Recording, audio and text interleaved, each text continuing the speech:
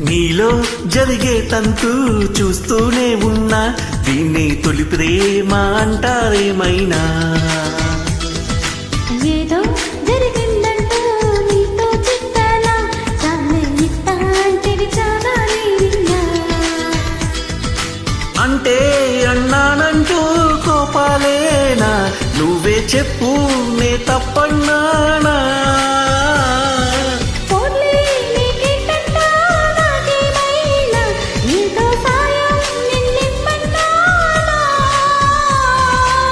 వలపంటే నిప్పు లాంటిది, కలకాలం దాచలేనిది, సలహా విని ఒప్పుకోవేకనైనా.